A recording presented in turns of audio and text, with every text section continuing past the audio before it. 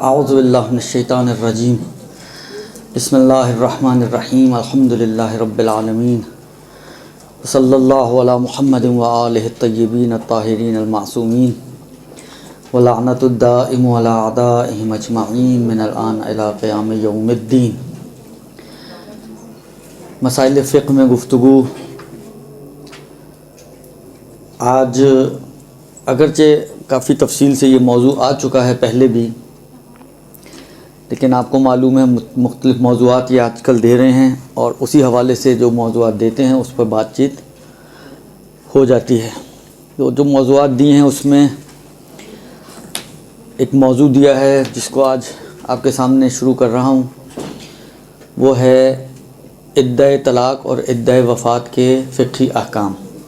بہرحال حد سے زیادہ پیش آنے والا مسئلہ ہے اس وقت معاشرے کا، اور اتنی مرتبہ بیان ہونے کے باوجود معاشرے کے اندر کچھ مسکانسیپٹس ہیں، مشکلات ہیں۔ السلام علیکم۔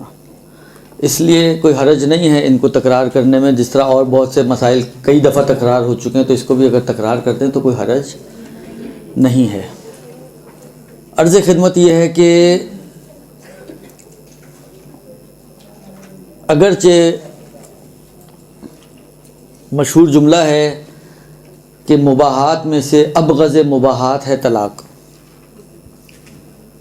اور یہ جملے بھی آپ سنتے ہیں کہ عرش الہی ہل جاتا ہے، اور مختلف باتیں جو اس کے حوالے سے بیان کی جاتی ہیں، اور روایتوں میں واقعاً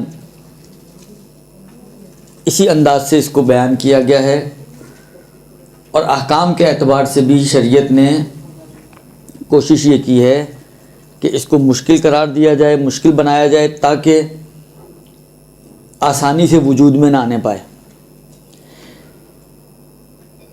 ان تمام باتوں سے احساس اور اندازہ یہی ہوتا ہے کہ شریعت یہ چاہتی ہے کہ اس طلاق کو اوائڈ کرے اور معاشرے میں یہ اپنے منیمم لیول پر آ جائے۔ لیکن انتہائی دکھ اور افسوس کی بات ہے اس وقت کہ یہ اپنے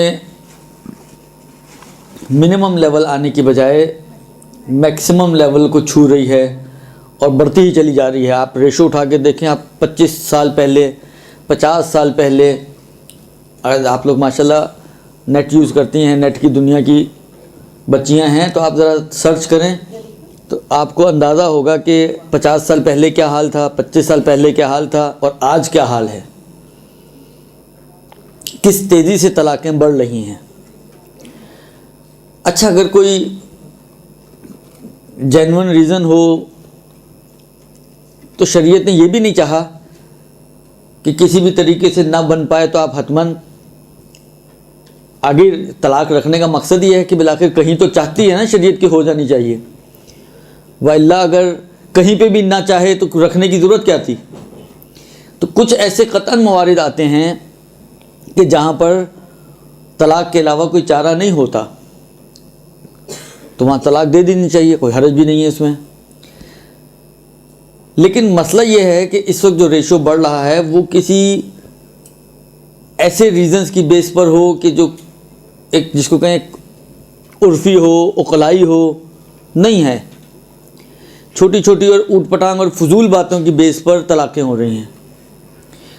چھوٹے چھوٹے ایسے ایشوز جو قابل حل ہیں، جن کو مختلف طریقوں سے سولو کیا جا سکتا ہے، مگر انہی چھوٹے چھوٹے ایشوز کے اوپر طلاقیں ہو رہی ہیں۔ یہ دکھ کی بات ہے۔ یعنی تعجب یہ ہوتا ہے کہ انسان چاہے لڑکا ہو چاہے لڑکی ہو، وہ یہ سوچتا ہی نہیں ہے کہ جس ایشو کے اوپر ہم طلاق دے رہے ہیں یا وہ لڑکی لے رہی ہے، آیا یہ واقعاً اتنا بڑا ایشو ہے کہ اس کے اوپر ہم اپنی زندگیوں کو داؤ پہ لگا دیں۔ پھر خاص طور پہ اگر بچے ہوں تو اپنی تو چلیں داؤ پہ لگیں، وہی والی بات ہے، لڑکی کو اور لڑکا مل جائے گا، لڑکے کو اور لڑکی مل جائے گی، لیکن بچوں کو ماں باپ کہاں سے ملیں گے؟ لہٰذا سوچنے کی ضرورت ہے اس بات کو اور غور کرنے کی ضرورت ہے، لیکن پھر میں پہلے بھی عرض کر چکا ہوں، دوبارہ ریپیٹ کروں گا کہ میرا ذاتی خیال یہ ہے کہ اس کے اندر بہت بڑا کردار میڈیا کا ہے، طلاق کے ریشو بڑھنے کا، لڑکیوں کا سسرال میں نباہ نہ کرنے کا، اور چھوٹی چھوٹی باتوں کو ایشو بنا کر کھڑا کرنے کا۔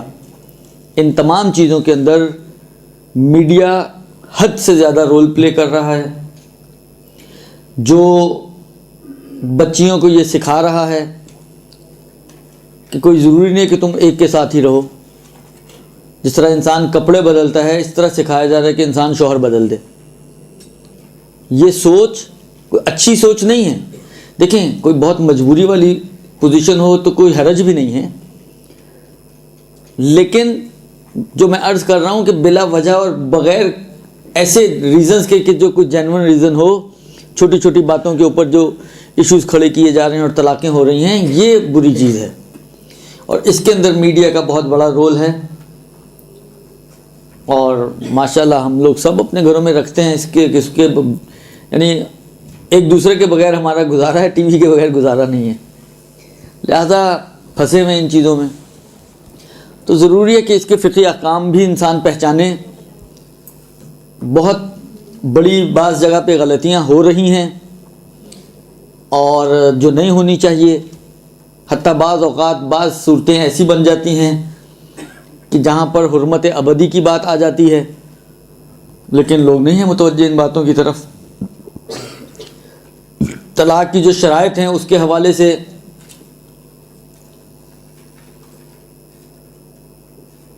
اہمیت ہے اس بات کی کہ طلاق کو جو اس کی شرائط ہیں اس کے ساتھ نافذ کیا جائے۔ ہمارے بعض دوست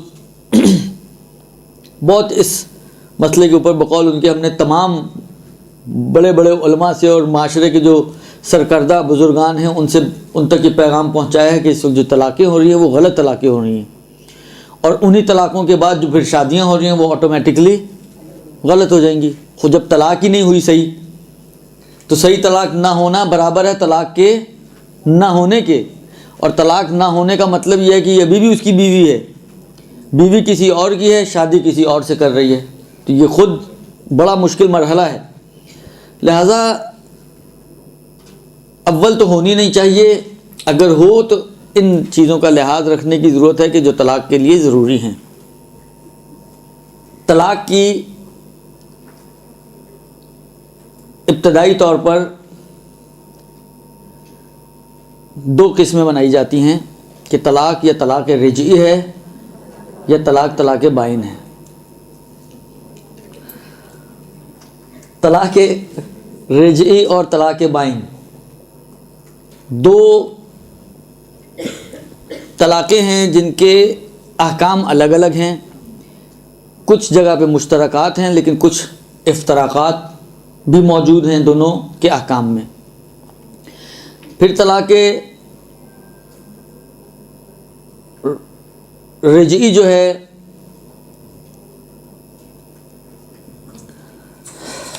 اس کے حوالے سے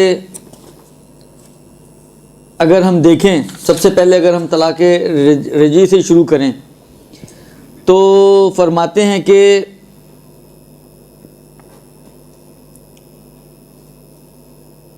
اس کا اہم جو جس کو کہیں حصہ ہے طلاق رجعی کا، یہ اس عورت کے حوالے سے ہے کہ جو عورت ایسی ایج میں ہو کہ جس کو ماہواری آتی ہو، اب آ رہی ہے یا نہیں آ رہی ہے یہ ایک الگ مسئلہ ہے، یعنی خارجی دنیا میں کسی خاص خاتون کی بات کی جائے، مثلا ہند کے بارے میں کہ یہ ماہواری دیکھ رہی ہے یا نہیں دیکھ رہی ہے، ایک الگ بحث ہے، لیکن ایج ایسی ہے کہ آنے چاہیے۔ ایسی ایج نہیں ہے کہ ابھی اس کا یہ سلسلہ منقطع ہوا ہو کہ جو یائسہ کی ایج ہے یا 9 سال کی بچی ہے کہ جس کو ابھی نہیں آنا شروع ہوتے، درمیانی پیریڈ والی خاتون ہے یا بچی ہے کہ جو ایام عادت دیکھ سکتی ہے۔ ایک اور دوسرا یہ کہ شادی کے بعد ازدواجی تعلقات قائم ہوئے ہوں. یہ دو چیزیں اہمیت رکھتی ہیں طلاق رجعی کے لیے. تو ایسی عورت کو جب طلاق دی جائے کہ جس کے یعنی جو 9 سال سے بھی بڑی ہو اور ادھر سے یائسہ کی حد تک بھی نہ پہنچی ہو. یائسہ اس عورت کو کہتے ہیں کہ شریعت کی نگاہ میں اب جو خون وہ دیکھے گی وہ حیض قرار نہیں پائے گا, کہ جس کی جو ایج ہے. آغا خوئی اور امام خمینی علیہم الرحمہ دونوں فرماتے ہیں کہ اگر غیر سیدانی ہے تو 50 سال اور سیدانی ہے تو 60 سال. البتہ آغا سیستانی سیدانی اور غیر سیدانی دونوں میں 60 سال کے قائل ہیں. یہ اس کی ایج ہے. تو اس ایج لمٹ سے پہلے اور 9 سال کے بعد یہ درمیانی پیریڈ ہے. یہ وہ پیریڈ ہے کہ جس میں عورت کو ایام عادت آ سکتے ہیں, خون آ سکتا ہے, اور اگر اس کی شادی ہوتی ہے اور ازدواجی تعلقات قائم ہونے کے بعد اس کو طلاق دی جاتی ہے تو یہ اصل اہم موضوع زیادہ جو پیش آنے والا مورد ہے وہ یہ ہے, کیونکہ اس سے پہلے والی 9 سال سے کم اگر ہے ایج اور اس کی طلاق یا یائسہ ہونے کے بعد کی طلاق, ان میں اصلا عدہ ہی نہیں ہے. نہ 9 سال سے چھوٹی بچی کو اگر طلاق ہو جائے جن صورتوں میں اس کا نکاح صحیح ہے تو اس کا عدہ نہیں ہے. یائسہ ہونے کے بعد اگر طلاق ہو جائے تو بھی اس کا عدہ نہیں ہے. عدت کی بحث آتی ہی اس ٹائم فریم میں ہے. البتہ ابھی عدہ طلاق کی بات ہو رہی ہے. ہاں عدہ طلاق کی بات ہو رہی ہے ابھی, کہ عدہ طلاق کا جو ٹائم فریم ہے وہ 9 سال سے بڑی بچی اور یائسہ سے چھوٹی بچی. درست اس ٹائم فریم کے اندر بحث ہے کہ آیا اس کو جو طلاق ہوتی ہے تو اس کے احکام کیا ہیں. یہ ایک چیز ذہن میں رکھیں. درست اسی طریقے سے اسی ٹائم فریم میں اگر کوئی خاتون ہے لیکن شادی کے بعد ازدواجی تعلقات ہی قائم نہیں ہوئے اور طلاق ہو رہی ہے. اب یہ تھوڑا سا مشکل فرض ہے لیکن بالآخر ایک ہے فرض کہ ٹائم فریم یہی ہے 9 سال سے بڑی, غیر سیدانی تو 50 سال, سیدانی تو مثلا 60 سال, اس سے چھوٹی, یعنی یہ وہ ایج ہے کہ جس میں ایام آ سکتے ہیں, ایام عادت. شادی ہوئی, شادی کے فوراً بعد کسی فوجی سے شادی ہوئی, وہ اسٹیج سے اس کو بلاوا آ گیا, مثلا حالات خراب ہو گئے, جنگی حالات پیدا ہو گئے, وہ وہیں سے بیچارے کو جانا پڑ گیا. صیغہ نکاح ہوا اور اس کی کال آ گئی. غلطی یہ ہوئی کہ اس نے موبائل آف نہیں کیا, اب اس کو وہیں سے جانا پڑ گیا. تو اب صورتحال جس طرح وہ تو تعلقات کے بعد کا تھا, حنظلہ غسیل ملائکہ کا جو مسئلہ تھا, خیر اسی طرح کے حالات تھوڑے سے پہلے پیش آ گئے. اس کو بھی پیغمبر نے بلا لیا تھا جہاد کے لیے. تو اسی طرح کی صورتحال اس کے ساتھ بھی کوئی پیش آ جائے تو یہ اس کے اوپر بھی عدہ نہیں ہے. اگر طلاق ہوتی ہے اس کو تو اس کے اوپر بھی عدہ نہیں ہے. تو بس 3 عورتیں 9 سال سے چھوٹی, یائسہ سے یا اس سے اوپر والی ایج, اور درمیانی ایج اگر تعلقات قائم نہ ہوئے ہوں شوہر کے ساتھ. ان تینوں صورتوں میں اگر طلاق ہوتی ہے تو اس طلاق کا عدہ یا عدت جو بھی آپ کہیں اس کے اوپر واجب نہیں ہوتا. اصلا ہے ہی نہیں عدہ ان کے لیے. یعنی یہ اگلے دن چاہیں تو دوسری شادی کر سکتی ہیں. یہ 3 عورتیں جن کے اوپر عدت ہے ہی نہیں. اب وہ جو عدت والی ہیں ان کی عدت کبھی عدت رجعی ہے کیونکہ طلاق رجعی ہے, کبھی عدت بائن ہے کیونکہ طلاق بائن ہے. اچھا, اس عدہ رجعی میں اور عدہ بائن میں بھی فرق ہے احکام کے اعتبار سے, اور سب سے بنیادی فرق جو دونوں عدتوں میں آتا ہے, جو طلاق بائن کا عدہ ہے اور طلاق رجعی کا جو عدہ ہے, جو سب سے بنیادی فرق ہے وہ یہ ہے کہ طلاق رجعی میں شوہر کے پاس گنجائش ہوتی ہے کہ وہ بغیر نیا صیغہ پڑے عقد کا یعنی نئے نکاح کے بغیر ہی اس ٹائم پیریڈ میں کہ جو عدت کا ٹائم پیریڈ ہے جو ابھی آئے گا اس میں وہ اپنی بیوی کی طرف رجوع کر سکتا ہے اور وہ دوبارہ سے رشتہ زوجیت جو فنی خرابیوں کی بنا پر کٹا تھا وہ واپس استوار ہو سکتا ہے. نیا نکاح پڑھنے کی ضرورت نہیں ہوتی. لیکن طلاق بائن میں جو کٹ گیا سو کٹ گیا, رجوع کی گنجائش نہیں ہوتی. لیکن بعض صورتیں ایسی بنتی ہیں کہ جس میں وہ نیا نکاح پڑھ کر دوبارہ سے اس کی طرف اس کو اپنی زوجیت میں لے سکتا ہے. البتہ ایک سٹیج آتی ہے کہ جب اصلا بالکل ہی ختم ہو جاتا ہے سلسلہ 9 طلاقوں کے بعد. اس کے بعد تو اب آپ خود سوچیں ایک عورت کے ساتھ 9 طلاقوں کا مطلب کیا ہے. یعنی جتنا مذاق کرنا تھا آپ نے کر لیا, اب مذاق کی بھی گنجائش نہیں بچی. تو اب شریعت کہتی ہے کہ یہ ابدی طور پر آپ پر حرام ہو جاتی ہے. لیکن اس سے پہلے تک اس میں گنجائش ہوتی ہے کہ نیا صیغہ پڑھ کر دوبارہ سے ایک نیا عقد پڑھا جا سکتا ہے اور اسی عورت کے ساتھ دوبارہ شادی کی جا سکتی ہے. البتہ یہاں پر بھی ہمارے ہاں بھی حلالے کا مسئلہ آتا ہے. حلالے کا مسئلہ ہمارے ہاں بھی موجود ہے, لیکن جس انداز سے اہل سنت کے یہاں ہے ہمارے ہاں اس انداز سے نہیں ہے. ان کے ہاں تو اگر مثلا فرض کریں طلاق دی, عدت ختم ہو گئی, اب دوبارہ نکاح کرنا چاہے تو حلالہ کرنا پڑتا ہے. ہمارے ہاں 3 چانسز ہوتے ہیں. 3 طلاقیں ہونے کے بعد چوتھی مرتبہ اگر وہ کرنا چاہے تو حلالے کی بات آتی ہے. اما پہلے 3 چانسز ایسے ہیں کہ اس میں بغیر حلالے کے بھی نیا صیغہ پڑھ کے وہ نکاح کر سکتا ہے. یہ ایک فرق ہے ہمارے اور ان کے درمیان, اور یہی ایک فرق ہے جو ابھی عرض کیا رجوع کی گنجائش ہے اور رجوع کی گنجائش نہیں ہے بغیر صیغے کے طلاق رجعی اور طلاق بائن کے درمیان.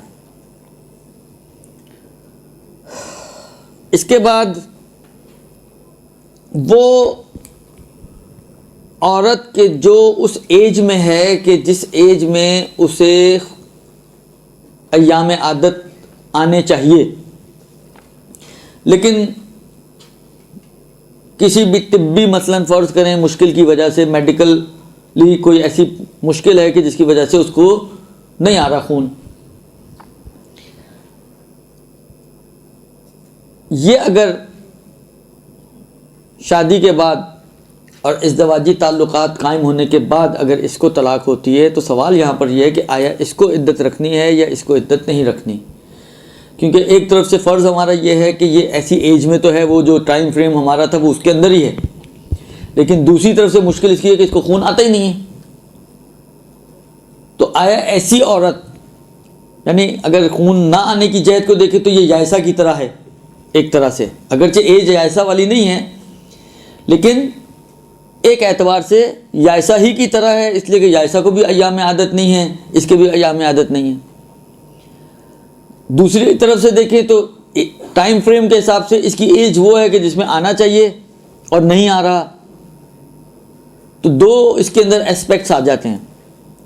تو اب اس پہ کون سے جہت کو مد نظر رکھتے ہوئے حکم جاری ہوگا؟ آیا ایج فریم کو دیکھا جائے گا اور کہا جائے گا کہ نہیں اس کو عدہ رکھنا ہے, یا وہ یاس والی جہت کو مد نظر رکھتے ہوئے کہا جائے گا کہ نہیں اس پر عدہ نہیں ہے؟ تو تقریباً جو مورد بحث فقہاء ہیں ہمارے, ان تینوں کے نظریے کے مطابق ایسی عورت کو عدت رکھنی پڑے گی. اب ایک بات میں یہاں پر عرض کرنا چاہوں گا آپ کو, کیونکہ روایتوں میں نے کہا نا کہ پہلے بھی میں نے یہ بات عرض کی ہے کہ بعض کتابیں جو میرے حساب سے ترجمہ نہیں ہونی چاہیے تھیں ان کے ترجمے ہو چکے ہیں. خاص طور پہ حدیثوں کی جو مدر بکس ہیں ہماری, جو اصل کتابیں ہیں ہماری حدیثوں کی, اصول کافی ہے, من لا یحضر الفقی ہے, اس ٹائپ کی, ان کا تو قطعاً نہیں ہونا چاہیے تھا, لیکن بالآخر ہو چکا ہے, اب تو کچھ نہیں ہو سکتا. جو میں کہتا ہوں نہیں ہونا چاہیے تو اس کی بڑی وجہ یہ ہے کہ دیکھیں آپ نے عوام کے ہاتھ میں ایک چاقو دے دیا ہے کہ جس چاقو کو اسے استعمال کرنا نہیں آتا. جس طرح بچے کے ہاتھ میں اگر چھری آ جائے تو بچے کو تو نہیں پتا کہ اس کو خربوزے میں ڈالنا ہے یا کسی کے پیٹ میں ڈالنا ہے, اس میں تو اتنا عقل و شعور نہیں ہے. تو آپ کیا کوشش کرتے ہیں؟ آپ کی کوشش یہ ہوتی ہے کہ بچے کے ہاتھ میں یہ چاقو آنے ہی نہ پائے، اس لیے کہ اگر آ گیا تو پھر کچھ بھی ہو سکتا ہے۔ یہی حال ان حدیثوں کا ہے، خاص طور پہ جو احکام کی حدیثیں ہیں، یہ بچوں کے ہاتھ میں آنی نہیں چاہیے، کیونکہ جو عوام ہے وہ ان حدیثوں کے لیے اسی بچے کی مانند ہے کہ جس بچے کی مثال میں نے عرض کی، اس لیے کہ ان کو نہیں معلوم کون سی حدیث پر فتویٰ دیا جا سکتا ہے، نہیں دیا جا سکتا، فتویٰ دینے کے اندر کیا کیا چیزیں دخالت رکھتی ہیں، کن کن باتوں کو دیکھنا ہوتا ہے۔ اب میں ایک مثال اسی کی دوں گا، لیکن ایک اس سے پہلے مثال دوسری دوں آپ کو۔ کتاب ترجمہ ہو گئی، اچھا جب پوری کتاب ترجمہ ہوئی تو اس میں سارے چیپٹرز ترجمہ ہوئے، اس میں خمس کا چیپٹر بھی ہے۔ اچھا خمس کے چیپٹر میں کچھ حدیثیں ہمارے پاس کہ ہم نے اپنے شیعوں کے لیے خمس معاف کر دی، درست؟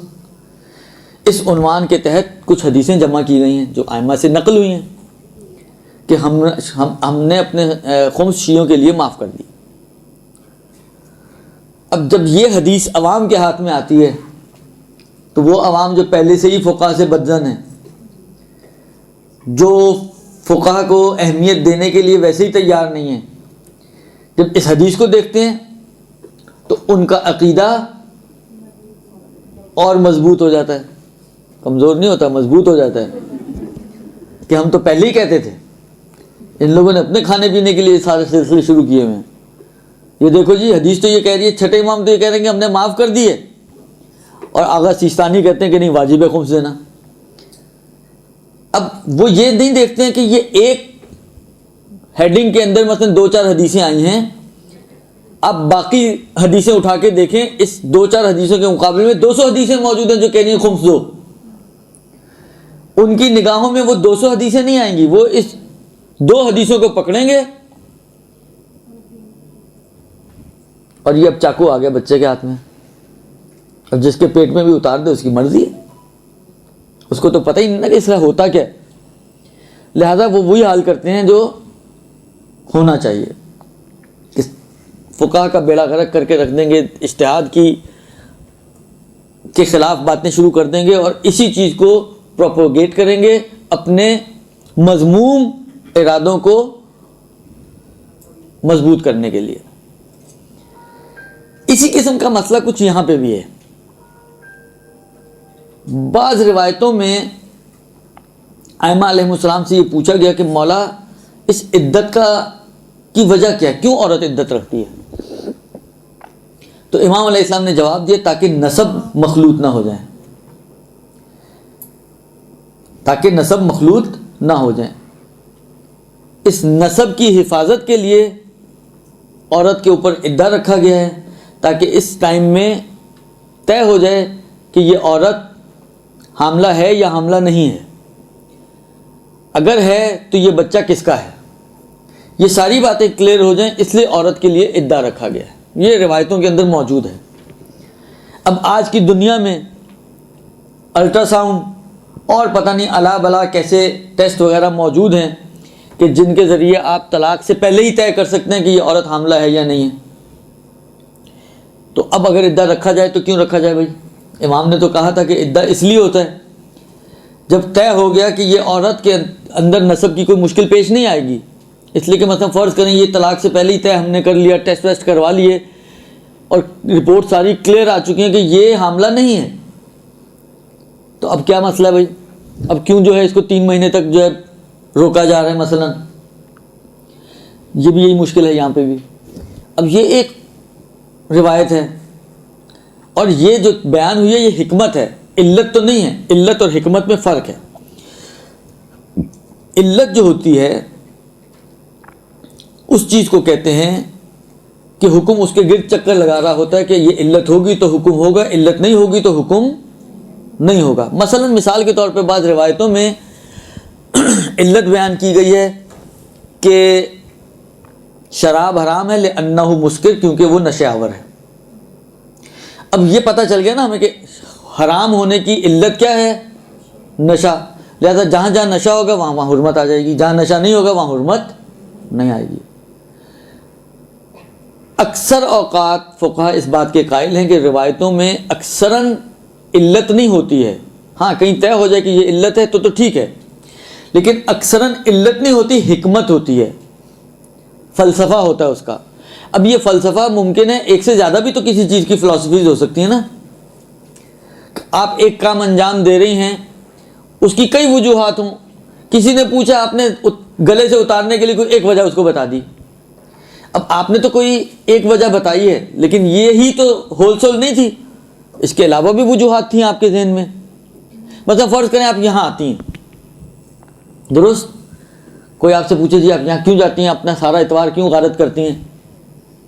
آپ نے کہا مثلا آپ کے ذہن میں یہ ہے کہ جی آپ علم حاصل کرنا چاہتی ہو، ایک حکمت یہاں آنے کی ہے کہ آپ تحصیل علم کریں۔ ایک فلسفہ آپ کا شاید یہ بھی ہو کہ اس تحصیل علم کے بعد آپ ذاکری بھی سیکھیں اور جا کے لوگوں تک نشر بھی کریں، درست؟ حالا فرض کریں یہ دو وجوہات آپ کے ذہن میں تھیں، کسی نے پوچھا، آپ نے کوئی ایک بتا دی، درست؟ اب کوئی ایک بتا دی، مثلا فرض کریں کہ درمیان میں کوئی ایسا مہینہ آیا جس دن آپ کی کلاسیں نہیں ہو رہی لیکن ذاکری کی کلاس ہو رہی ہے، پڑھانے کی تحصیل علم والی کلاس نہیں ہو رہی لیکن ذاکری والی کلاس ہو رہی ہے۔ آپ نے کسی کو بتائی وجہ کیا؟ تحصیل علم کی، تو وہ آپ سے اعتراض کرے جی آپ نے تو تحصیل علم کا تھا، آج کل تو کوئی ٹیچر ہی نہیں ہے وہاں پر، پھر آپ کیوں جا رہی ہیں ابھی بھی؟ پھر آپ ابھی بھی کیوں جا رہی ہیں؟ تو وہ تو آپ کے ذہن میں تھا نا، آپ کو پتا تھا کہ بھائی ایک وجہ تھوڑی تھی، وہ تو آپ کو گلے سے اتارنے کے لیے میں نے کہی تھی، دو چار چیزیں تھیں جو مل کر وجہ بن رہی تھی جس کی وجہ سے میں یہاں آ رہی تھی۔ حالانکہ ایک چلو نہیں بھی اگر ہو رہی تو باقی چیزیں تو مل رہی نا مجھے، اس لیے میں ابھی بھی آ رہی ہوں۔ یہی چیز حکمت کے اندر، یہ حکمت ہوتی ہے کہ حکمت کے گرد حکم چکر نہیں لگا رہا ہوتا، آپ کا آنا تحصیل علم کے گرد چکر نہیں لگا رہا تھا کہ ہو تو آئیں گی، نہیں ہو تو نہیں آئیں گی، بلکہ یہ بھی ہے، ذاکری کلاس بھی ہے، ممکن ہے فرض کریں آپ کے حساب سے ایک اچھا ادارہ ہے، مضبوط طریقے سے یہاں پر سہولتیں اور جو دوسری یہاں پر موجود ہیں اس کے حوالے سے بھی، یہ تین چار چیزیں تھیں آپ کے ذہن میں، آپ نے ایک بتا دی، اب ایک نہیں ہوئی تو کوئی آپ کا گریبان نہیں پکڑ سکتا کہ جی اب جب وہ نہیں ہو رہا تو اب آپ کیوں جا رہی ہیں، اس لیے کہ آپ کے ذہن میں پیچھے کچھ اور چیزیں بھی موجود تھیں اور وہ ابھی بھی مل رہی ہیں آپ کو۔ یہی چیز ہوتی ہے، حکمت اس کو کہتے ہیں۔ بس حکمت کے اطراف میں حکم گھوم نہیں رہا ہوتا، لہذا ہو سکتا ہے کہ حکمت نہ بھی ہو جو بیان کی گئی ہے اور ہمارے سامنے آئی ہے، لیکن حکم اس کے باوجود باقی رہے۔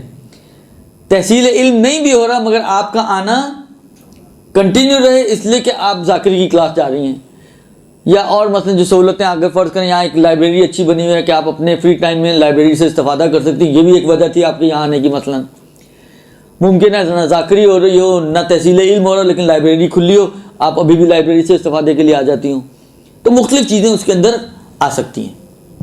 یہ حکمت ہے، ادعا نہ رکھنے کی حکمت ہے، علت نہیں ہے۔ جب حکمت ہے تو یہ نہ بھی ہو، ممکن ہے خدا کے ذہن میں کچھ اور بھی ہو جو ہم تک نہ پہنچا ہو، لہذا باقی اتنی ساری اور روایتیں اس ایک روایت کے مقابل میں جو موجود ہیں جو کہتی ہیں ہر حالت میں عورت کو ادعا رکھنا ہے، اس کی وجہ سے عدت فقہا قائل ہیں کہ عدت اس کو پھر بھی رکھنی پڑے گی۔ لہذا یہ مشکلات کھڑی ہوتی ہیں کہ اس قسم کے جب ترجمے ہو جاتے ہیں تو فتووں کے مقابل میں حدیثیں لانا لوگ شروع کر دیتے ہیں کہ جی فتویٰ تو یہ بتا رہے ہیں، آپ حدیث تو یہ کہہ رہی ہے۔ اب ایک فقہی اجتہاد کوئی آسان چیز نہیں ہے کہ ہم کہیں کہ یار یہ تو کوئی ہماری سمجھ میں آ رہی تو آغا سیستانی کی سمجھ میں بات کیوں نہیں آ رہی؟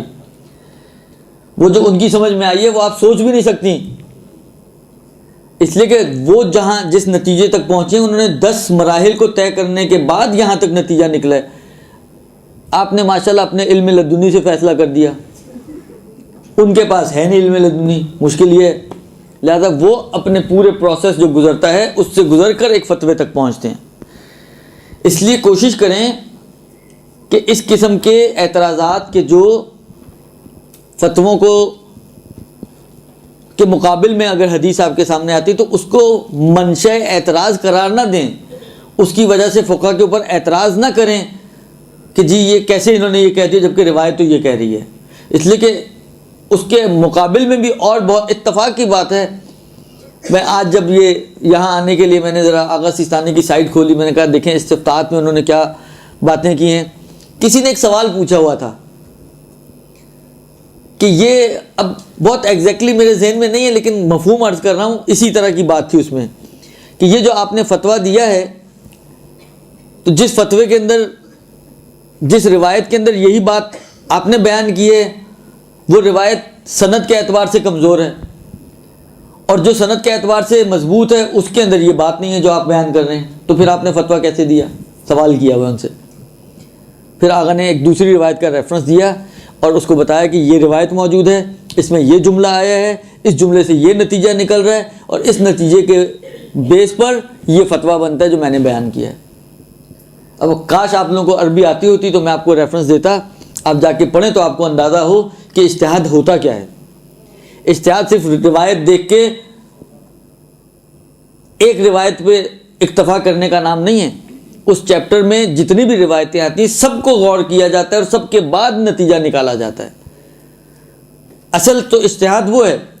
اگر آپ مجھے خود بتائیں، انصاف سے بتائیں، اگر ہر روایت 2 + 2 4 والی ہو تو پھر اتنا اجتہاد کے اوپر انفسائز کرنے کی ضرورت کیا ہے؟ اگر ہر کچھ بہت کلیئرلی، واضح صاف صاف، بغیر کسی ٹکراؤ کے ہر مسئلہ روایتوں میں یوں ہی موجود ہو تو پھر تو ہم اور آپ سبھی فقیہ ہوں۔ اتنا تو ہم بھی کر سکتے ہیں، ایسے اتنے گئے گزرے تو نہیں ہیں۔ اب 3-4 سال سے اگر آ رہی ہیں یہاں پر، اتنا تو آپ نے بھی سیکھ لیا ہوگا کہ آپ تو اس کے بغیر بھی اتنا ماشاءاللہ اجتہاد کر لیتی ہیں، تو اتنا تو حتماً کر سکتی ہیں۔ اور جب آپ کر سکتے ہیں تو ہم بھی بالآخر کچھ نہ کچھ تو ہم بھی کر سکتے ہیں۔ لہٰذا پھر اجتہاد کی کوئی اہمیت ہی باقی نہیں رہ جاتی۔ یہ جو اتنی تاکید کی گئی ہے اجتہاد کو، ایک خاص طور پہ غیبت کے زمانے میں اس کو اہمیت دی گئی ہے۔ من کان من الفقہاء صائنا لنفسہ حافظا لدینہ مخالفا لہواہ مطیعا لامر مولاہ فللعوام ان یقلدوہ، یا وَأَمَّا الْحَوَادِثُ الْوَاقِعَةُ فَارْجَعُوا فِيهَا إِلَىٰ رُوَاةِ أَحَادِيثِنَا فَإِنَّهُمْ حُجَّتِي عَلَيْكُمْ وَأَنَا حُجَّةُ اللَّهِ عَلَيْهِمْ۔ یہ جو اتنی تاکید کی گئی ہے یہ کیوں؟ اس کا مطلب یہ کہ اجتہاد صرف اس کا 2 + 2 4 کا نام نہیں ہے۔ کہیں پہ 2 + 2 5 آ جاتے ہیں، اس کو حل کرنا ہے کہ یہ کیسے 5 بن گئے 2 + 2۔ اصل مسئلہ تو اجتہاد کا یہاں آتا ہے کہ جو اس قسم کے موارد ہیں جہاں پہ روایتیں بہت زیادہ ٹکراؤ والی روایتیں ہیں۔ شاید آپ نے سنا ہو نماز جمعہ وہ مورد ہے کہ جس کے بارے میں وجوب کے فتوے بھی موجود ہیں غیبت کے زمانے میں، استحباب کے فتوے بھی موجود ہیں، مباح کے فتوے بھی موجود ہیں، حرمت کے فتوے بھی موجود ہیں، اور کراہیت کے فتوے بھی موجود ہیں۔ یعنی احکام خمسہ میں سے ہر حکم موجود ہے۔ آپ سوچیں روایتیں کیسی ہوں گی اس کے بارے میں۔ جہاں آپ دیکھیں وجوب اور حرمت دونوں 2 کارنر ہیں بالکل، ایک نارتھ پول اور ایک ساؤتھ پول۔ اب ایک فقیہ بیٹھا ہوا ہے، ایک روایت کہہ رہی ہے واجب، ایک روایت کہہ رہی ہے حرام۔ اب اس کا ہنر یہاں آتا ہے سارا۔ اگر سب روایتوں میں وجوب آ جاتا تو میں اور آپ بھی وجوب کا فتویٰ دے سکتے تھے، لیکن ایک روایت کہہ رہی ہے واجب ہے، ایک روایت سے سمجھ میں آ رہا ہے مستحب ہے، ایک روایت سے سمجھ میں آ رہا ہے مکروہ ہے، ایک روایت سے سمجھ میں آ رہا ہے مباح ہے، ایک روایت سے سمجھ میں آ رہا ہے حرام ہے۔ اب یہ 5 روایتیں لے کر جب بیٹھے گا فقیہ اور پھر نتیجہ نکالے گا، تو یہ ہے اصل اجتہاد۔ اور یہ صرف یہ میں نے ایک مثال دی آپ کو، یہ ایک مورد نہیں ہے، الا ماشاء اللہ موارد ایسے فقہ کے اندر موجود ہیں۔ تو عرض خدمت یہ ہے کہ ایسی عورت پر بھی ادعا ہے کہ جو عورت اس سٹیج پہ ہے کہ جس میں اس کو خون آنا چاہیے، لیکن اتفاقاً کسی بیماری کی وجہ سے یا کسی بھی وجہ سے نہیں آ رہا، اور اس کے ازدواجی تعلقات بھی قائم ہوئے ہیں، تو اگرچہ ہماری عقل تو یہی کہہ رہی ہے کہ عدہ نہیں ہونا چاہیے، یا وہ عورت کہ جس نے اپنا رحم نکلوا دیا ہو، آپریٹ کروا لیا ہو، تو اب تو وہ ماں بن ہی نہیں سکتی نا۔ تو ہم سے اگر آپ آ کے پوچھیں، یا اگر ابو حنیفہ سے پوچھا جاتا، وہ کہتا جی اس پہ تو عدہ ہے ہی نہیں، کیونکہ بعض اوقات ہم لوگ بھی ابو حنیفہ والا کام کرتے ہیں۔ وہ کہتا جی اس پہ تو عدہ ہے ہی نہیں، اس لیے کہ رحم ہی نہیں ہے۔ جہاں جو اصل موضوع ہوتا ہے جس کی وجہ سے ایک عورت ماں بنتی ہے وہ ہے ہی نہیں اس کے اندر، تو یہ کیا ماں بنے گی؟ جب ماں ہی نہیں بن سکتی تو پھر عدہ کس بات کا، کیونکہ وہ تو نسب کی وجہ سے تھا۔ لیکن تقریباً آغا خوئی، خمینی، سیستانی، ان تمام فقہا کا نظریہ یہ ہے کہ نہیں، اس پر بھی عدہ ہے، اس لیے کہ یہ علت نہیں ہے، یہ حکمت ہے۔ درست جی؟ اب جو مسئلہ آتا ہے وہ یہ ہے کہ مقدار کتنی ہے عدے کی۔ عدہ طلاق کی کتنی مقدار ہے؟ دیکھیں، 3 طرح کی عورتیں ہیں ہمارے پاس.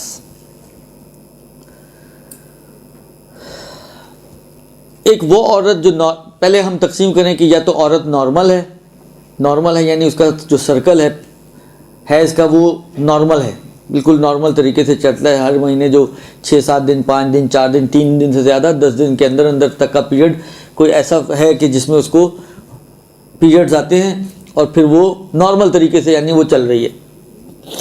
ایک یہ عورت ہے کہ جو نارمل عورت ہے. ایک اس کے مقابل میں وہ عورت ہے کہ جو نارمل نہیں ہے، یعنی مینٹلی نہیں، فزیکلی. بعد میں گھورنا شروع کر دیا مجھے، مینٹلی نہیں فزیکلی، یعنی یہ جو پیریڈ ہے اس کا یا تو آتا ہی نہیں ہے یا ڈسٹرب ہے. درست؟ یا عورت نارمل ہے اس کے مینسز یا ایب نارمل ہے. ایب نارمل کی بھی 2 قسمیں بن جائیں گی، یا تو بالکل ہی نہیں آتا کہ جس کی مثال ابھی میں دے بھی رہا تھا، یا نہیں آتا ہے لیکن اس کا پیریڈ ڈسٹرب ہے. مثلا بعض اوقات ہیں بعض ایسی خواتین 5-5 6-6 مہینے نہیں آتا، یا 5-5 6-6 مہینے میں ایک دفعہ دیکھتی ہیں، یا اس ٹائپ کی کوئی چیز ہے. تو اس میں اب یہ 3 طرح کی عورتیں ہو گئیں. اچھا، اس کے بعد ایک تقسیم اور بھی اس میں دخالت رکھتی ہے، وہ یہ کہ یا یہ عورت حاملہ ہے یا یہ عورت غیر حاملہ ہے جس کو طلاق ہو رہی ہے، یا یہ حاملہ ہے یا حاملہ نہیں ہے.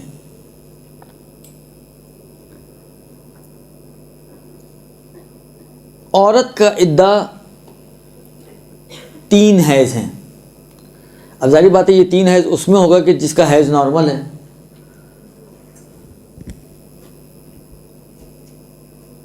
عورت کا عدہ 3 حیض ہے. 3 حیض سے مراد یہ ہے کہ جیسے ہی تیسرا حیض اس کا شروع ہوگا اس کا عدہ ختم ہو جائے گا. یعنی 3 حیض سے مراد یہ نہیں ہے کہ تیسرا حیض ختم ہو. فرق پڑ جاتا ہے آپ کہیں یار کیا فرق پڑتا ہے، لیکن 8-9 دن کا بھی ممکن ہے فرق پڑ جائے. شروع ہوتے ہی ختم ہو جائے تو 8-9 دن پہلے ختم ہو رہا ہے. حیض ختم ہونے کے بعد ختم ہوگا تو اس کا مطلب ہے 8-9 دن بعد ختم ہوگا. اب دیکھیں اگر نارمل صورتحال ہو تو 8-9 دن پہلے ختم ہو یا 8-9 دن بعد ختم ہو کوئی فرق نہیں پڑتا. لیکن بعض اوقات صورتحال ایسی بن جاتی ہے، سچویشنز ایسی ہو جاتی ہیں کہ شادی اس کو کرنی ہے، وہ 8-9 دن کے اوپر بہت ڈفرینس آ سکتا ہے. اس اعتبار سے کہ مثلا فرض کریں جس طرح باہر کے ملکوں میں جن بچیوں نے جانا ہوتا ہے تو مشکل ہو سکتی ہے کہ جی اگر 8-9 دن پہلے ہو جائے، لڑکا آیا ہوا ہے، شادی ہو جائے تو مثلا وہ 8-9 دن کے اندر آپ کے کچھ نہ کچھ پیپرز چینج ہونے کے کام ہو سکتے ہیں. اور اگر 8-9 دن تک آخر تک جو ہے 9 دن مثلا فرض کریں 9 دن کا سرکل ہے، 9 دن 7ویں دن پہ اس نے چلے جانا ہے، تو جب 7ویں دن میں چلے جانا ہے تو اس سے پہلے تو عقد نہیں ہو سکتا. جب عقد نہیں ہو سکتا تو پیپر چینج کا مرحلہ طے ہے. تو یہ بعض اوقات اس قسم کی چیزیں فرق پڑ جاتی ہیں کہ 8-9 دن پہلے اور 8-9 دن بعد میں فرق پڑ سکتا ہے. لیکن فقہی طور پہ اور شرعی طور پہ جیسے ہی تیسرا حیض اس کو آئے گا تو اس کا عدت جو ہے وہ پوری ہو جائے گی. اور تیسرا یعنی پھر اس کے لیے ضروری نہیں ہے کہ حیض ختم ہونے کا انتظار، کیونکہ نکاح کے لیے شرط نہیں ہے کہ حیض میں نہ ہو. طلاق کے لیے شرط ہے حالت حیض میں نہ ہو، لیکن نکاح کے لیے شرط نہیں. لہذا تیسرا حیض شروع ہوا، اگلے ہی دن وہ چاہے تو صیغہ عقد کسی سے بھی پڑھ سکتی ہے. یہ اور بات ہے کہ تعلقات قائم کرنا حرام ہوگا، وہ الگ بحث ہے، لیکن صیغہ نکاح کے جاری ہونے کے اعتبار سے کوئی فرق نہیں پڑے گا اور نکاح صحیح ہو جائے گا. اچھا، یہ تقریباً آغائے خوئی کا بھی یہی مسئلہ ہے اور آغائے سیستانی کا بھی کم و بیش یہی مسئلہ ہے. اچھا، البتہ ایک تفصیل دی ہے آغائے سیستانی نے. اب آغائے خوئی وغیرہ کے اندر یہ تفصیل موجود نہیں ہے، اس لیے بظاہر تو لگ رہا ہے کہ ان کے حساب سے یہ نہیں ہے اور ان کا نتیجہ کچھ اور بن جائے گا. وہ میں عرض کرتا ہوں، پہلے آغا سیستانی کی تفصیل آپ دیکھ لیں وہ کیا کہتے ہیں. آغا سیستانی یہ کہتے ہیں کہ وہ عورت کہ جس کو 2 حیض کے درمیان جو فاصلہ ہے اگر وہ 3 مہینے سے کم ہے، 2 حیض کے درمیان جو اس کا فاصلہ ہے اگر وہ 3 مہینے سے کم ہے تو پھر تو اس کا وہی تیسرا حیض شروع ہوگا تو اس کا عدہ ختم ہو جائے گا. لیکن اگر اس کا فاصلہ 3 مہینے سے زیادہ ہے، کم نہیں ہے، تو پھر اس کا عدت جو ہے وہ مہینوں والی بن جائے گی، حیضوں والی نہیں بنے گی. سمجھ میں آئی بات؟ نہیں سمجھ میں آئی؟ دیکھیں، چلیں پہلے میں ایک مسئلہ اور بتاتا ہوں آپ کو، اس کے بعد اس کو سنیے گا. عدت جو ہے وہ 2 طرح کی ہے. معیار، عدت کا معیار 2 طرح کا ہے. کچھ خواتین کی نسبت عدت کا معیار ایام عادت ہے، اور کچھ خواتین کی نسبت عدت کا معیار ایام عادت نہیں ہے بلکہ 3 مہینے ہے. فکس ہے، 3 مہینے اس کو عدت رکھنی ہے. تو عدت 2 طرح کی ہو گئی، مہینوں والی اور ایام عادت والی. درست؟ سمجھ میں آئی بات؟ آغا سیستانی یہ کہتے ہیں کہ اگر 2 حیضوں کے درمیان کا جو فاصلہ، مثلا فرض کریں ایک عورت کو حیض آتا ہے، پھر جب دوسرا حیض آتا ہے، تو ان دونوں کے درمیان جو فاصلہ ہے وہ 3 مہینے سے کم ہے، تو اس کو حیضوں والی عدت رکھنی ہے. اور اگر فاصلہ 3 مہینوں سے زیادہ ہے تو اس کو مہینوں والی عدت رکھنی ہے. اب سمجھ میں آئی بات؟ اب یہیں سے شروع کرنا پڑے گا. عورت 2 طرح کی ہے، ٹھیک ہے. ایک عورت وہ ہے کہ جس کے جو ایام عادت ہیں،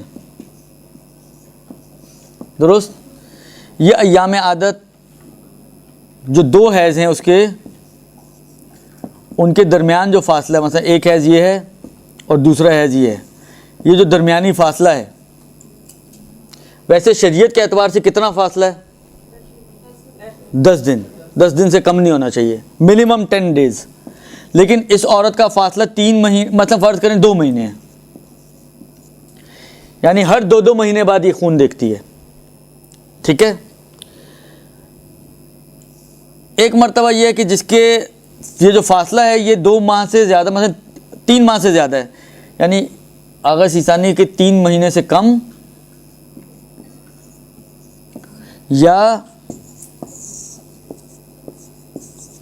3 ماہ سے زیادہ، ٹھیک ہے. 3 مہینے سے کم ہے یا 3 مہینے سے زیادہ ہے 2 خون کے درمیان فاصلہ. یعنی اگر جنوری میں اس نے دیکھے تو اب یہ مثلا فرض کریں اپریل میں جا کے دیکھے گی، یا مثلا مڈ مارچ میں جا کے دیکھے گی، کہ مثلا نہیں، مارچ کے بعد ہی جائے گا، کہ 3 مہینے کا مطلب یہ ہے کہ جنوری، فروری، مارچ کے بعد جائے گا اس کا، مثلا اپریل میں جا کے دیکھے گی. تو 3 مہینے سے زیادہ کا فاصلہ ہے. آغا کہتے ہیں کہ جس کا 3 مہینے سے کم والا ہے تو اس کا معیار حیض ہے، 3 حیض. 3 حیض بے این معنی کہ تیسرا شروع ہوتے ہی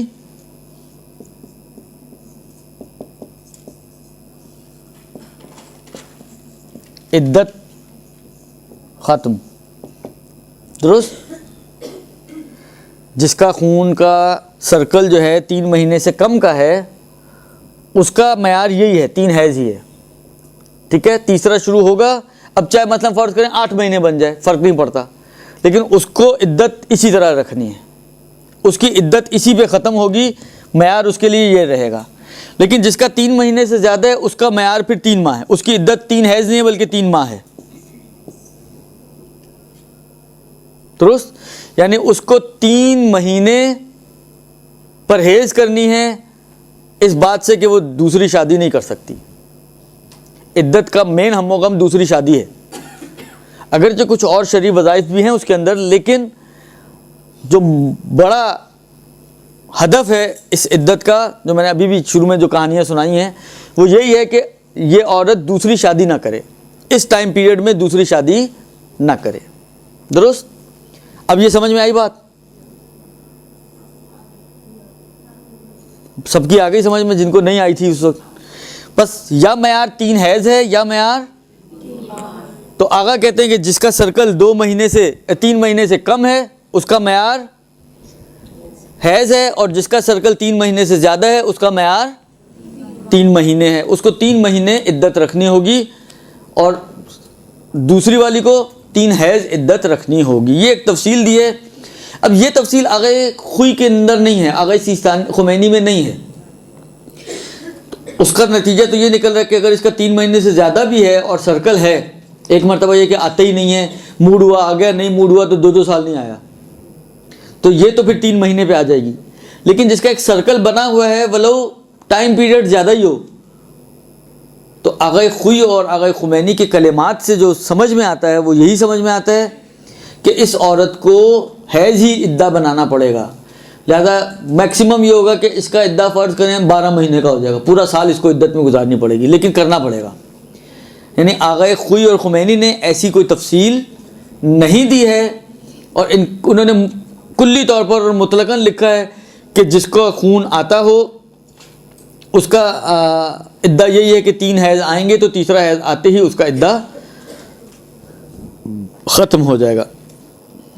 درست جی. یہ تو وہ عورت ہو گئی کہ جس کا عدہ حیض کے اعتبار سے طے ہوگا.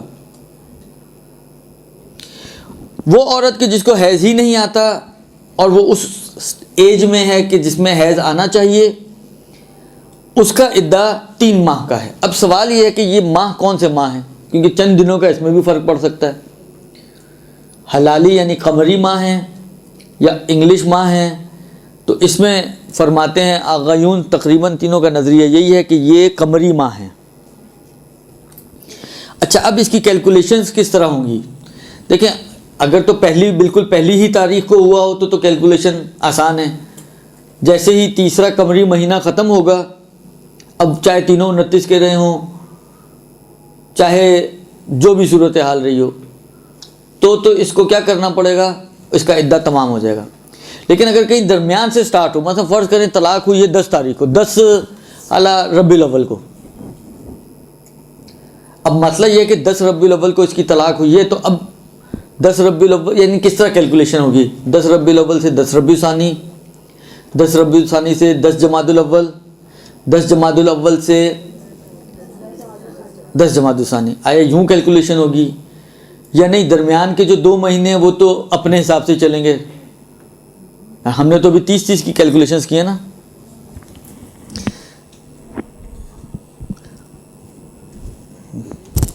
خوب. عرض خدمت یہ ہے کہ دیکھیں, فرض کریں کہ 10 ربیع الاول کو ہوتی ہے طلاق. ایک طریقہ تو یہ کہ ہم 10 سے 10 پھر 10 3 مہینے ہیں نا, یہ 1 مہینہ, یہ دوسرا مہینہ, اور یہ تیسرے 10. ربیع الاول سے ربیع ثانی, جمادی الاول اور جمادی ثانی. خب یہ ہو گئے 3 مہینے آپ کے. تو اس کیلکولیشن کے حساب سے آپ نے 30 کو کیلکولیٹ کر رہے ہیں, ٹھیک ہے نا. لہذا ایک طریقہ تو یہ ہے کہ آپ 10 10 10 10 10 کرتے رہیں, تو 10 کو آپ فارغ. درست. دوسرا طریقہ یہ کہ نہیں, یہ جو درمیان کے 2 مہینے یہ تو اپنے حساب سے ہی چلیں, اور کم والے مہینے کو جو اس میں کمی تھی اس کو ہم 30 دن کے حساب سے پورا کریں. لہذا یہ اگر دونوں 29 کے ہیں تو 29 کے رہیں, اور اس کے حساب سے پھر یہ جو اس میں 20 دن فرض کریں کم تھے تو 20 دن ہم 10 دن کم تھے تو 10 دن ہم یہاں سے ایڈ کر لیں, تو ممکن ہے یہ شاید 8 کو بھی ختم ہو جائے, ممکن ہے 9 کو ختم ہو کے 20 کے مہینے 29 کے ہیں یا 30 کے ہیں, اس کے اوپر ڈیپینڈ کرے گا. دوسرا طریقہ یہ ہے. لیکن انہوں نے بہتر یہی قرار دیا ہے احتیاط کے مطابق کہ اس کو آپ 30 دن کے حساب سے آپ اس کو کیلکولیٹ کر لیں, تو آپ کا جو ہے وہ 45 دن نہیں بلکہ 30 اور 30 90 دن جو ہے آپ کا عدہ بن جائے گا, اور 90 دن کے بعد آپ فارغ ہو جائیں گے. تو اس طریقے سے آپ کیلکولیٹ کریں. یعنی اس میں جو کمی ہے وہ آپ کو 4تھے مہینے سے پوری کرنی پڑے گی. اس کی کمی 4تھے مہینے سے پوری ہو جائے گی اور آپ کا عدہ جو ہے وہ پھر تمام ہو جائے گا. یہ خلاصہ یہ کہ معیار جو ہے وہ قمری مہینے ہیں. خمس والا حساب نہیں ہے کہ جس کو مرضی آپ قرار دے دیں. خمس میں یہ ہے نا کہ آپ کو سال کی کیلکولیشن کرنی ہے تو کس مہینے کے حساب سے یا کس سال کے حساب سے. وہاں پر تقریباً فقہاء نے کہا کہ اختیار ہے آپ کو, چاہے آپ قمری قرار دیں چاہے آپ انگریزی قرار دیں. لیکن یہاں پر ایسا آپشن نہیں ہے. یہ حتمی طور پر 3 قمری مہینے ہی آپ کی کیلکولیشن میں آنے چاہیے. یہ تو ہو گیا جناب علی یہ مسئلہ. یہاں تک سمجھ میں آ گئی ساری بات. بس عدت ہماری یا 3 حیض یا 3 مہینے. ٹھیک ہے. اب ایک اور جو تقسیم کی تھی کہ یہ عورت جس کو طلاق دی جا رہی ہے یا حاملہ ہے یا غیر حاملہ ہے. اگر تو غیر، یہ جو مسئلے بیان ہوئے یہ غیر حاملہ کے مسئلے تھے کہ اگر عورت حاملہ نہیں ہے تو اس کا یہی کیلکولیشنز ہیں جو عرض کی آپ کی خدمت میں. لیکن اگر عورت حاملہ ہے تو اس کی کیلکولیشنز کیسے ہوں گی؟ کہتے ہیں اس کی کیلکولیشن کا طریقہ یہ ہے کہ ان دونوں میں سے، کن دونوں میں سے؟ اب پھر وہی والی بات آئے گی کہ یہ عورت نارمل ہے یا ایب نارمل ہے، آتا ہے بالکل نہیں آتا ہے، سرکل چھوٹا ہے سرکل بڑا ہے، جو بھی تفصیلات آپ نے پڑھی ہیں. جس کیٹیگری کی بھی عورت ہے، یا اس کو حیض والا عدہ رکھنا ہے یا اس کو مہینوں والا عدہ رکھنا ہے. تو چاہے حیض والا، اگر حیض والا رکھ رہی ہے تو حیض والا اور وضع حمل ان دونوں میں سے جس کی مدت زیادہ ہے. اگر مہینوں والا رکھ رہی ہے تو مہینوں والا اور وضع حمل جس کی مدت زیادہ ہے وہ اس کا عدہ بنے گا. لہذا فرض کریں کہ طلاق کے 1 مہینے بعد وضع حمل ہو گیا تو کس کی مدت زیادہ ہونی چاہیے پھر؟ 3 حیض والی یا 3 مہینے والی. تو اس کا عدہ ابھی ختم نہیں ہو، یعنی وضع حمل پہ عدہ ختم نہیں ہو جائے گا بلکہ ابھی چلے گا. وہ ٹائم پیریڈ جب تک پورا نہیں ہوگا 3 حیض والا یا 3 مہینے والا، اس وقت تک اس کا عدہ چلتا رہے گا. فرض کریں بالکل ابتدائی حمل میں طلاق ہوئی ہے اور 3-4 مہینے بعد جو ٹائم اس کا گزرا ہے تو ابھی مثلا 4تھا-5واں مہینہ اس کا، اور وضع حمل ابھی 9 مہینے پہ ہوگا، تو کہتے ہیں پھر اس کا عدہ خود بخود آٹومیٹکلی وضع حمل بن جائے گا. یعنی جو حاملہ عورت ہے ہمیشہ وضع حمل اس کا عدہ نہیں ہے، کبھی ہے کبھی نہیں ہے. یعنی جس کا ٹائم پیریڈ زیادہ ہے، جو آخر تک جانے والا ہے، یعنی جو بعد تک چلے گا، وہ بعد والا معیار بن جائے گا اس کا. اگر وضع حمل ابھی تک نہیں ہوا اور آگے تک جانا ہے اس نے تو وضع حمل، اور اگر ٹائم پیریڈ جو آئے ہیں 3 حیض یا 3 مہینے وہ ابھی ختم نہیں ہوئے اور وہ چل رہے ہیں تو وہ معیار بن جائے گا. پھر سمجھ میں آئی بات؟ دیکھیں ایک عورت کو طلاق ہوئی، ٹھیک ہے جی، فرض کریں 1 جنوری کو طلاق ہوئی ہے، نیا سال اور نیا سٹیٹس، 1 جنوری کو طلاق ہو گئی اس کو، درست؟ اور فرض یہ ہے کہ یہ عورت حاملہ بھی ہے. یہ ہے آپ کا مثلا 3 ماہ یا 3 حیض. اب جو بھی جس کیٹیگری کی بھی ہے، فرض کریں یہ مثلا یہاں پر اس کا یہ والا ٹائم ختم ہو رہا ہے. 3 مہینے والی ہے تو فرض کریں 3 مہینے یہاں پہ ختم ہو رہے ہیں، اور 3 حیض والی ہے تو فرض کریں تیسرا حیض یہاں سے سٹارٹ ہو رہا ہے اس کا. ٹھیک ہے. اب دیکھیں وضع حمل کہاں ہو رہی ہے. اگر وضع حمل یہاں ہے یا وضع حمل یہاں ہے، درست؟ اگر وضع حمل پہلے ہو گئی ہے اور ٹائم ابھی ختم نہیں ہوا تو یہ معیار ہے. سمجھ میں آئی؟ اور اگر وضع حمل بعد میں اور یہ ٹائم پہلے ختم ہو گیا تو پھر یہ معیار ہے. بس کبھی وضع حمل معیار ہے اگر یہ بعد میں ہے، اور کبھی وضع حمل معیار نہیں ہے اگر یہ پہلے ہے. اب سمجھ میں آئی؟ عرض خدمت یہ ہے کہ پچھلی دفعہ جب یہ مسئلے پڑھے تھے تو یہ غلطی اس وقت بھی ہوئی تھی. یہ جو میں نے آپ کو اتنی لمبی کہانی سنائی ہے یہ وفات کے عدے کی ہے، یہ عدہ وفات کی ہے. عدہ طلاق میں وضع حمل ہے، عدہ طلاق میں وضع حمل ہے. میں نے کہا نا یہ پچھلی دفعہ بھی یہ غلطی مجھ سے ہوئی تھی کہ یہ اتنی لمبی کہانی سنانے کے بعد جب اس کو دیکھا میں نے تو وہ جو ہے کہانی سنانے کے بعد پتہ چلا کہ یہ تو طلاق کی نہیں ہے، اس کی ہے. خیر یہ اگلے مسئلے یہی آنے ہیں. عدہ وفات تو یہی سمجھ لیں، مشکل نہیں ہے. عدہ طلاق میں وضع حمل ہے حاملہ عورت کا، یعنی اگر 1 گھنٹے بعد بھی طلاق کے وضع حمل ہو جاتا ہے تو اس کا عدہ ختم ہو جائے گا، پھر اس کو 3 مہینے یا 3 حیض تک انتظار کرنے کی ضرورت نہیں ہے۔ کلیئر ہو گیا؟ یہ سارا الٹا ہی نہ چلتا رہے آپ کے ذہن میں بھی، درست؟ بس طلاق کے اندر حاملہ عورت کا عدہ وضع حمل ہے، جس وقت وضع حمل ہو جائے، چاہے 1 گھنٹے بعد ہی ہو جائے، تو اس کا عدہ 1 گھنٹے بعد ختم ہو جائے گا، چاہے 2 دن بعد ختم ہو، حتیٰ چاہے بالکل ابتدا تھا اور 9 مہینے بعد وضع حمل ہوگا تو 9 مہینے بعد اس کا عدہ ختم ہوگا، لیکن اس کا معیار وضع حمل ہے۔ یہ جو آپ کو تفصیل دی ہے میں نے، یہ عدہ وفات میں ہے، عدہ طلاق میں نہیں ہے۔ اچھا جی، حرام معبد اور معلق کے احکام بتا دیں۔ آپ نے تو 2 جملے لکھ کے بھیج دی، آدھی توضیح پوچھ لیا آپ نے۔ خب یہ انشاءاللہ دیکھیں کس حد تک آتے ہیں۔ اصل حکم تو ہے کہ جو حرام معبد ہے، اس کا مطلب ہے ابدی طور پر اس سے شادی نہیں ہو سکتی، ختم، یہی ایک حکم ہے اس کا، اور کیا حکم ہے۔ اور جو حرام معلق ہے، حرام معلق استعمال نہیں ہوتا، یہ تو لگتا ہے آپ نے بیٹھے بیٹھے کوئی اختراع کیا ہے لفظ حرام معبد اور حرام معلق، پھر ہم اسی کو کہہ سکتے ہیں کہ عدہ ختم ہونے تک تو حرام ہے، لیکن عدے کے بعد حرمت ختم ہو جاتی ہے، تو یہ حرام معلق ہو جائے گا اب آپ کی اصطلاح کے مطابق۔ تو اس کے احکام تو یہ چل ہی رہے ہیں کہ جب عدہ ختم ہو جائے گا تو شادی ہو سکتی ہے، لیکن عدہ ختم نہ ہو تو دوران عدت شادی نہیں ہو سکتی، اور یہ احکام ابھی چل رہے ہیں۔ ابھی کیا ٹائم ہوا ہے؟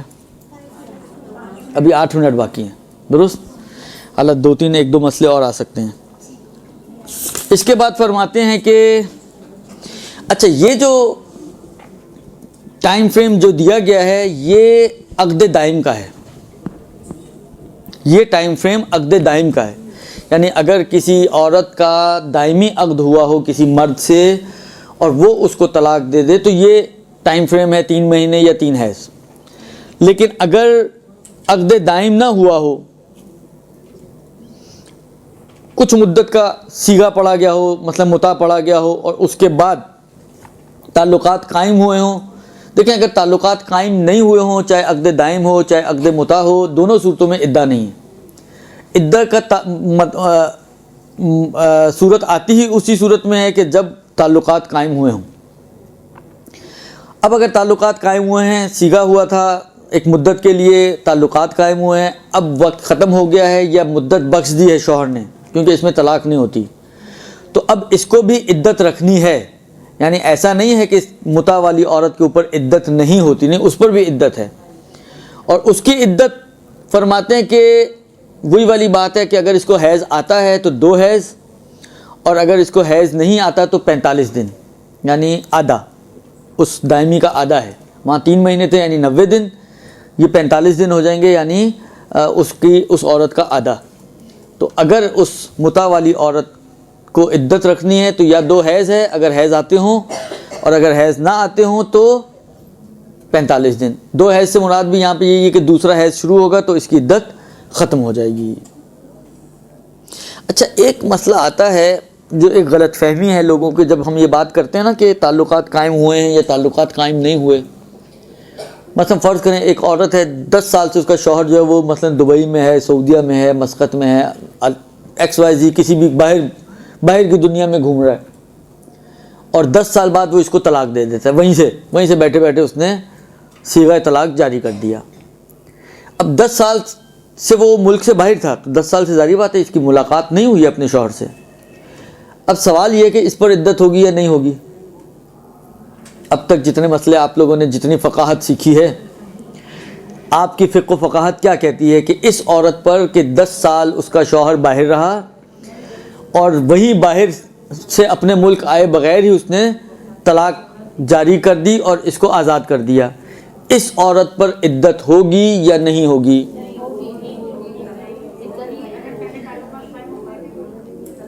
عرض خدمت یہ ہے کہ ان کا جواب صحیح ہے، اب کون ہے مجھے نہیں پتہ چلا، لیکن جواب صحیح ہے۔ اصل چیز یہ ہے کہ شادی کے بعد چاہے ایک دفعہ بھی تعلقات قائم ہوئے ہیں اور اس کے بعد 20 سال تک تعلقات نہ بنے ہوں، فرق نہیں پڑتا، یہ کہلائے گی کہ یہ وہ عورت ہے جس کے تعلقات ہوئے ہیں شوہر سے۔ یعنی صرف تعلقات کا وجود میں آنا اس عورت کو اس کیٹیگری میں لے جائے گا کہ جس کے اوپر عدت آئے گی۔ لہذا درمیان میں 10 سال کا گیپ تھا رہے، اب دیکھیں یہاں پہ وہی والی بات ہے، فلسفہ تو ہمارا کیا کہتا ہے، ہماری عقلیں اگر پوچھیں اور اس روایت کو دیکھیں جو میں نے حکمت والی بیان کی، تو 10 سال تک اب ظاہری بات ہے بالآخر کیا ہوگا، کچھ بھی نہیں ہوگا، جب تعلقات ہی قائم نہیں ہوئے ہیں تو حاملہ کیسے ہو سکتی ہے؟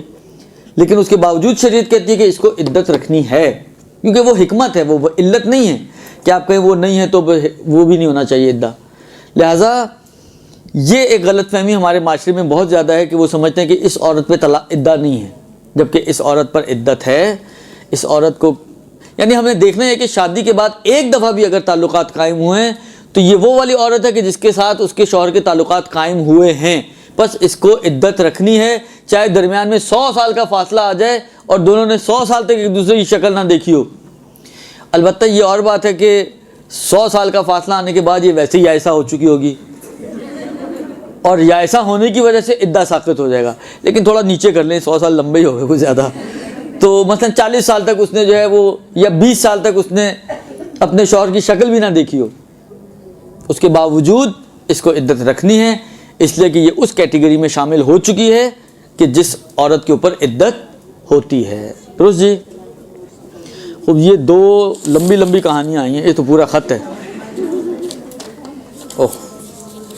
ایک سوال تو یہ ہے کہ کیا نماز وتر سے پہلے نماز، ہم طلاق کروا رہے ہیں اور یہ ان کو نمازوں کا مسئلہ چلا ہوا ہے، کیا نماز وتر سے پہلے نماز شفع پڑھی جا سکتی ہے؟ نماز شفع جو ہے نماز وتر سے پہلے ہی پڑھی جاتی ہے۔ اس سوال کا مقصد سمجھ میں نہیں آیا۔ اگر کسی کو معلوم نہ تھا تو اب تک جو نمازیں پڑھیں اس طریقے سے پہلے، اب دیکھیں جو پڑھ لیں وہ پڑھ لیں، وہ گزشتہ رسلوات آئندہ، کیونکہ پچھلے جا کے آپ کچھ نہیں کر سکتی، لہٰذا جو ہو چکا ہے وہ ہو چکا ہے۔ اللہ نیت، یہ وہ معارض آتی ہیں کہ جہاں پر پروردگار عالم پھر انسان کی نیت اور انسان کے عمل کو مد نظر رکھتے ہوئے اجر و ثواب عطا کرتا ہے۔ اب یہ تو بہت لمبا سلسلہ ہے۔ میری 17 سال پہلے شادی ہوئی اور شوہر کے ساتھ تقریباً 6 سال اپنے۔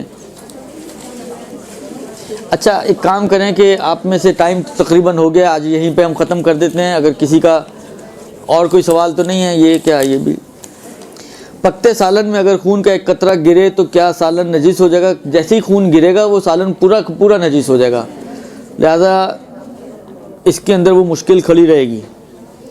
ہاں اگر دیکھیں 2 چیزیں ہیں، ایک مرتبہ جو خون گر رہا ہے نجس والا خون گر رہا ہے، درست، مثلا انگلی کٹ گئی خون کا ایک قطرہ گر گیا تو یہ تو پورے سالن کو نجس کر دے گا، پورا سالن آپ کا ضائع ہو جائے گا۔ یعنی آپ یہ کر سکتی ہیں کہ دھو دا کے مثلا گوشت وغیرہ اگر ہے یا کوئی سبزی وغیرہ اس کو دوبارہ سے ری یوز کر سکتی ہیں، لیکن بالآخر ایسے نہیں کھا سکتی۔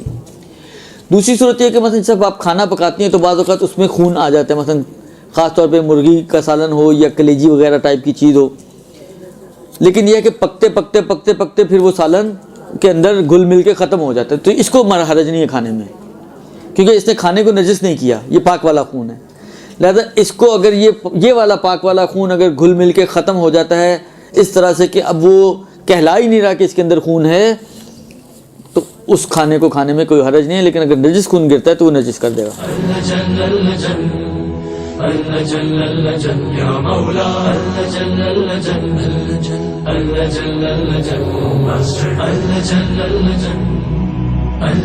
يا صاحب السماء